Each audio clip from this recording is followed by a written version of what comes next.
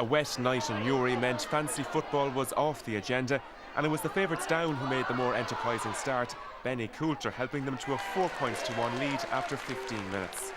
The crowd of just over 4,000 fans was treated to some top quality goalkeeping by Damien Sheridan.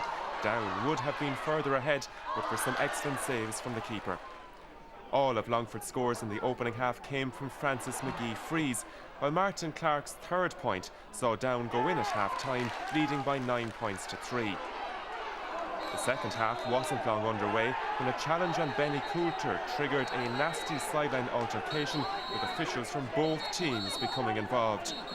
Order was eventually restored, and having consulted his linesman, the referee booked Danny Hughes and Shane Mulligan. Longford were coming more into the game, with their long-serving captain Paul Barden registering this rallying score. Soon after, it was 11 points to 6. But the visitors' momentum was halted when Down were awarded a penalty, much to the fury of the travelling supporters. It was a crucial call by the referee Martin Higgins, and Martin Clark, back from Australia, confidently took his goal to leave it 111 to 6 points with 15 minutes left. Despite that crushing blow, Longford displayed admirable character, and shortly after sending over a point, Francis McGee found the net. The gap was now down to 4, Glenn Ryan's team right back in it. Martin Clark put Down 5 up, with 4 points from Francis McGee, and this one from Paul Barden left 3 between them with 3 minutes left, 112 to 1-9. In an exciting finish, Clark and McGee swapped points prior to this injury time effort from Down's star performer on the night, Danny Hughes, which ensured that Mourne County advanced with 4 points to spare, as it finished Down 114, Longford 110. Their goal brought them back in. It looked Longford, after beating Mayo, the tails were up and they came here with a point to prove, and you know, it was a difficult game. Probably the plus for us is that we actually kept the scoreboard ticking in the second half, which we weren't able to do against Tyrone, and that was the difference in the end. Westmeath exit Championship 2010 on their home patch. 14-man Derry advanced to the next stage of the All-Ireland qualifiers after a 3 points victory at Cusack Park. Former All-Star Desi Dolan helped the home side settle, the Gary Castle clubman slotting over the game's first score. On a greasy surface, there was little to separate the sides in the opening quarter. Mark Lynch, who would kick 3 points in total, kept Derry in touch. James Keelt was on form too. The centre-half forward posed problems for Westmeath's backline. This one of 4 points Keelt would kick during the course of the evening. Michael Ennis, one of the stars of Westmeath's Leinster Championship triumph back in 2004, was pivotal to the home team. The captain put Westmeath ahead on 23 minutes. But Damien Cassidy's charges took control of events after this. Points from Mark Lynch and the industrious Keelt extending Derry's advantage. Westmeath introduced veteran Martin Flanagan for Colin Lynham before half-time, and midfielder David Duffy hit a long-range point just before the break to leave it 8 points to 5 at half-time in favour of Derry. Derry continued to dominate the second half, with Mark Lynch, James Keelt and Raymond Wilkinson tagging on 3 more points to put Derry ahead 11 points to 5 after 9 minutes of play resuming.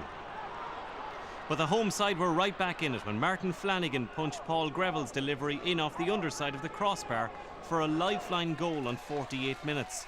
The Westmeath supporters among the 2,300 in Mullingar very happy now. 18 minutes into the second half, Derry's Joe Diver was sent off after picking up his second yellow card. Owen Bradley sealed the victory for the Ulster side, however, with his second score of the game. It finished Derry 13 points, Westmeath 1-7. The Oakleaf County, even with a man down, keep alive their championship season. It was good to see a spirit in the team, because you know, there's been suggestions, you know, from certain media sections of the media who think they seem to know what's going on in Derry, and you know, these things couldn't be further from the truth. You know, the spirit was evident now in the last 15 or 20 minutes, and that came through, and we rid out that pressure, and we got the score to put it 3 in it, and that sealed out the game for us.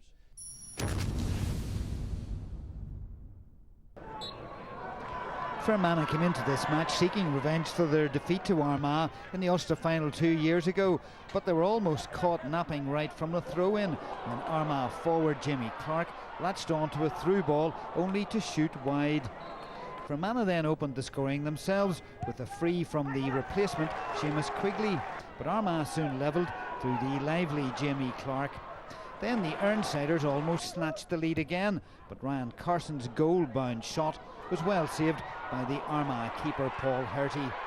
After this let-off, the Orchardmen took the initiative, and points from Charlie Vernon and 2 from Stevie MacDonald put them 4-1 ahead. Fermanagh stuck to their task though, and points from Quigley brought them close again. In the scrappy final minutes of the first half, MacDonald hit the target twice more to leave Armagh 6-4 ahead at the break. The contest could have been well and truly over in the first minute of the second half when Armagh were awarded a penalty, but MacDonald's shot was brilliantly saved by Ronan Gallagher. Armagh though were always best in a dull enough game, instead 2 or 3 points ahead. Fermanagh did have their chances too, but couldn't find that breakthrough goal. At the end, it was Armagh who qualified for the next round, winning on a final score of Armagh 11 points, Fermanagh 7.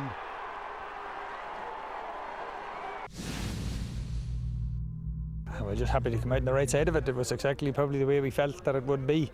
When you're a very difficult place to come to here, I don't know why that is, but it's a place for Fermanagh very difficult to beat. They haven't been beaten here since 2003. We probably felt that maybe we could have won the game a bit more comfortably, and I feel we would have done that if we had to put the ball in the back of the net. We had a number of